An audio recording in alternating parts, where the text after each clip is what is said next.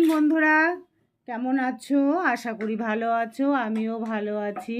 তো বন্ধুরা, আজকে নিয়ে আসলাম একটা রেসিপি। তো আজকে ডিম আলু সয়াবিন দিয়ে একটা সবজি করব, সেটা তোমাদের সঙ্গে শেয়ার করব। তো কিভাবে করি তোমাদের দেখাচ্ছি।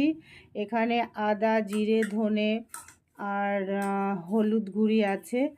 আর আমরা তো গুঁড়ো লঙ্কা খাই না আর শুকনো লঙ্কা খাই না। আর এদিকে টমেটো আছে, পেঁয়াজ আছে আর 3টে লঙ্কা আছে। তো বন্ধুরা, তোমরা দেখতে থাকো শেষ পর্যন্ত। আমি সয়াবিন আলু দিয়ে অনেক দিন পরে কিন্তু বন্ধুরা আজকে আমরা ডিম খাচ্ছি। সত্যি কথা বলতে অনেক দিন পরেই খাচ্ছি। প্রচণ্ড প্রচণ্ড পরিমাণে মাছ খাওয়া হয়ে যাচ্ছে, আর সেই জন্য আজকে একটু মুখে পরিবর্তন করলাম, একটু ডিম রান্না করছি, তাও সয়াবিন দিয়ে। তা তোমরা শেষ পর্যন্ত দেখতে থাকো বন্ধুরা। এদিকে আমি কড়াই বসিয়ে দিয়েছি, তেলও বসিয়ে দিয়েছি। প্রথমে আমি ডিমটা ভেজে নেব। তো বন্ধুরা, ডিমটা ভেজে তারপরে আসছি কিভাবে রান্না করি, রেসিপিটা করি। তোমরা সাথে থাকো, দেখতে থাকো, আশা করি ভালো লাগবে। বন্ধুরা দেখো, ডিমটা আমি ভেজে নিয়েছি। আর ডিমটা একটু সেদ্ধ কম হয়েছিল বলে এটা কেমন হয়ে গেছে। কিছু কিছু ডিম কেমন হয়ে গেছে, একটু সেদ্ধ কম হয়েছিল।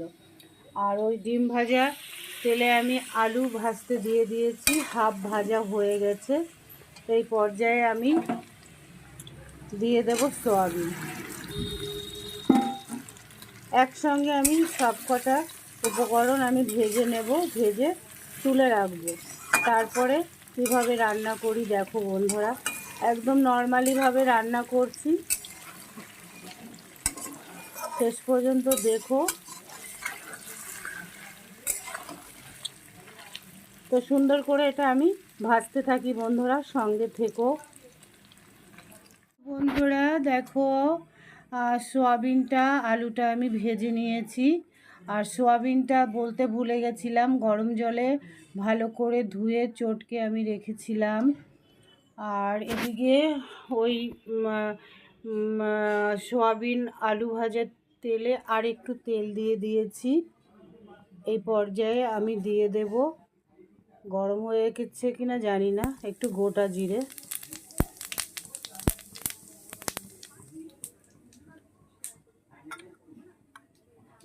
তো বন্ধুরা, গোটা জিরেটা দেওয়ার পরে ফোড়নটা ভাজা হয়ে গেছে দেখো।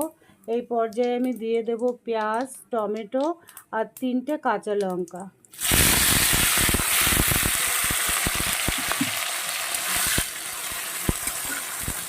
এটাকে সুন্দর করে ভেজে নেব। আর এই পর্যায়ে আমি দিয়ে দেব পরিমাণ মতন লবণ। আজকে আমার হাতটা খুব কাঁপছে বন্ধুরা, শরীরটা তেমন একটা ভালো নেই কাল থেকেই।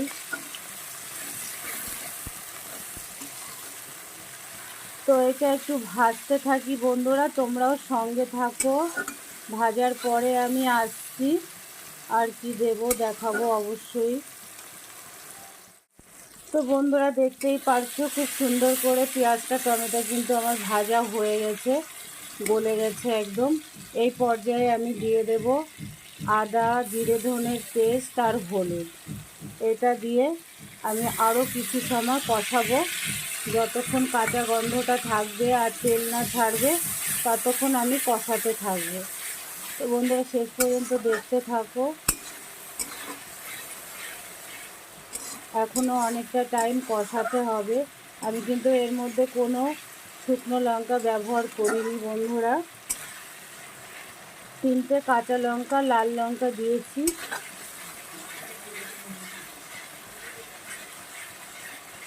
আর সামান্য একটু চিনি ব্যবহার করব আমি এই পর্যায়ে। তো তোমার সঙ্গে থাকো, দেখতে থাকো। তো বন্ধুরা, দেখতেই পারছো মশলাটা কিন্তু আমি প্রায় 4 মিনিট ধরে আমি কষিয়েছি, একদম তেল ছেড়ে দিয়েছে। তো এই পর্যায়ে আমি দিয়ে দেব, আর সামান্য একটু চিনি দিয়েছিলাম, ওটা আমি দেখাতে পারিনি, ডিব্বাটা একটু দূরে ছিল, পরে দিলাম।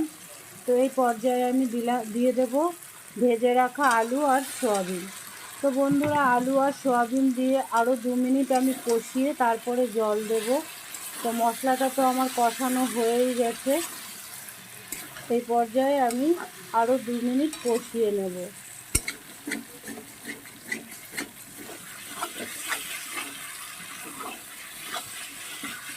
তো কেমন লাগছে বন্ধুরা, সয়াবিন দিয়ে আলু দিয়ে ডিম করব। তোমরা কি সয়াবিন আলু দিয়ে ডিম দিয়ে খাও? কমেন্টে জানিও। তো আমার তো ভালো লাগে, শুধু ডিম ভালো লাগে না। তো বন্ধুরা দেখো, সুন্দর করে আমি মশলাটা সয়াবিনটা দিয়ে কষিয়ে নিয়েছি। আরও 2 মিনিট কষানো কিন্তু আমার হয়ে গেছে। এই পর্যায়ে আমি দিয়ে দেব পরিমাণ মতন জল।